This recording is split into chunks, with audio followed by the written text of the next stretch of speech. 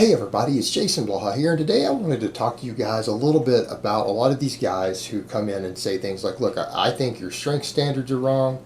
I've run your program, I've run all these other people's programs, this is where my numbers are. I get this a lot.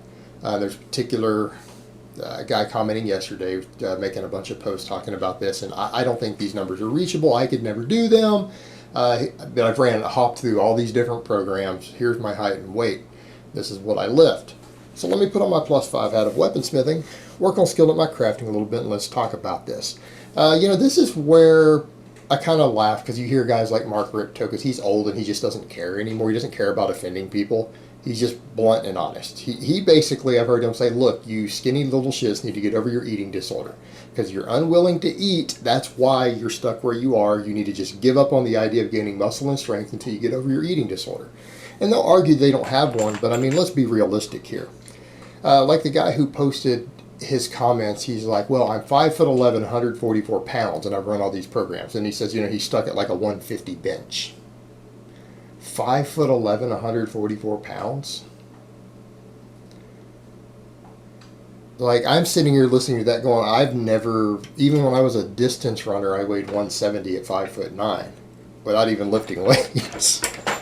So it's like I hear something like that, and that's shocking to me, but I understand I have a bigger frame and tend to have a higher body fat than other people, so I get that. But, I listen to that, and I'm like, how can a physically active person even starve themselves down to 144 pounds at 5'11"? Like someone who's been lifting it all. Are you serious? So I hear stuff like that, and I see the immediate problem. It's just, these are people who just are simply not willing to eat enough. Now, the same people, these same guys will say, well, I eat all the time. I eat X amount of calories, and really, why are you 144 pounds? I don't think you're really eating what you think you eat. You're not tracking it. And then they'll always say, well, I don't have an eating disorder. But then they'll talk about, well, I did bulk a little bit, but I just gained a bunch of fat, and so I had to rip back down. It's like, exactly. You guys are obsessed with having abs, and if that's the case, then quit complaining about muscle and strength. In other words, when guys say things like, well, I could never gain X amount of muscle or strength, yeah, you could. You're just going to have to put on 20 pounds of body weight. You could totally do it. You're just going to have to add 500 calories a day to what you're eating right now for the next 6 months. That's what you're going to have to do. And the ironic part is that these guys are so obsessed with their abs and staying lean that they've lost perception of what fat actually is. Because, a perfect example, if you're anywhere over 5'7", right, and you're at 150 pounds, it's very obvious why you're not gaining muscle and strength. Your food intake is way, way, way too low. Furthermore, let's be realistic here. If someone is average height, in the average height range or taller, and they have ever been 150 pounds or less, or they are right now, you do know that if you did bulk up and gain fat, you would be cut again in no time. The moment you cut your food back and go back to what you were doing, you're going to lose all the fat that you gained, because people like that don't have a problem losing weight. Again, anyone who can be 150 pounds while thinking they eat a fair amount of food and is, again, healthy young man, average height or taller, that is someone who should be able to cut really, really easy without even putting any thought into it. They just go back to what they were doing. They're going to end up being ripped after they gain the muscle. They're not going to have to do anything special. These are the people who shouldn't be worried about it at all. But again, they get this eating disorder situation. Furthermore, what I would say to someone like that, so what if you gain a little fat? If you're 144, let's say even someone's 150 pounds, anywhere between 5'7", up all the way up to 6 foot tall, right? Do you honestly think if you gain 20 pounds that you're going to be fat? If you've been lifting, and let's say you already bench 150, let's say you squat 200 for reps, right? That's still pretty weak. That's still way, way, way in the novice numbers. Do you honestly think that if you put on 20 pounds over the next 6 months that you're going to be fat? What sort of delusional ass mindset is that? At least half of it's going to be muscle, right? Half of that's going to be muscle. So you're already skinny. Do you really think 10 pounds of body fat gain makes you fat? So if the person like that were to gain 10 pounds of muscle and 10 pounds of body fat, a 50-50 ratio, You really think they're going to be fat? Of course they're not. No, they won't have ripped abs. Their abs might disappear for a little while until they go back to what they were eating for 3 months, and then they'll have them back. But they'll get 10 pounds of muscle. And here's the thing, guys. I understand that some people care about that more. Look, if you care more about being ripped year-round and having a deep six-pack than you do muscle and strength gains, that's fine. That's your personal goals, right? It's okay to have goals that are different from other people's.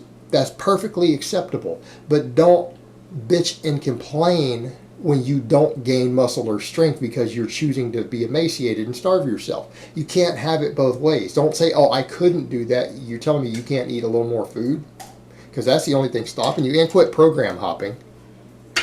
You need to stop program hopping. You need to get on one good, consistent program that's proven to work, and you need to stick it out for 6 to 12 months. That's what you need to do. You need to eat more if your goal is to gain muscle and strength. Now, some people will say, well, I have a weight class I have to maintain. I have another sport that requires me to maintain a light body weight. My job requires me to not go over 160 pounds or whatever it happens to be. That's fine. And if that's the case, then you need to accept that your gains are going to be slower. Look, a lot of you really skinny guys, so a lot of you guys who have abs and keep lean abs year round, I'm not saying you can't gain muscle and strength, but you need to have more realistic time frames. And what I mean is, when I say, hey, this is what a person can do in 1 year, you might need to stretch it out to 3 to 5 years.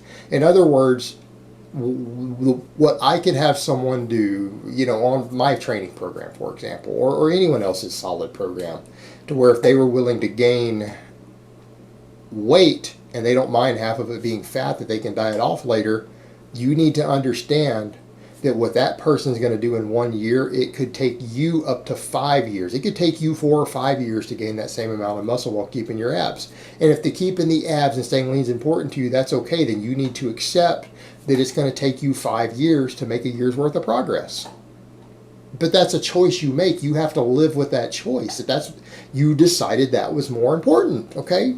So if you think it's so important and you don't want to gain any body fat, then don't complain when you stay in the situation that happens when you don't gain any body fat. Your muscle gains are going to be tremendously slow. They're going to be microscopic. They can still be there. And again, I'm talking about guys not on drugs. Drugs change everything. There's a reason people use them. It's not because they make them feel good. The reason people use this stuff. But people who are natural, you need to just accept that it's going to take you years and years to do what you could do in a year. And you also need to accept that the guy who just spent the year bulking and gaining muscle, when he does a 6-month cut, he's now going to be bigger than you are and just as lean. What's going to take you 5 years to get to, he's going to do in a year and a half. And you just have to accept that because you're choosing, you don't want to deal with that 1 year of losing your abs. Then you need to just accept that you're going to stay small. I mean, realistically, do you guys really think you're going to get even remotely big or remotely strong without gaining weight? That's not how it works. That's not the real world. That's not reality.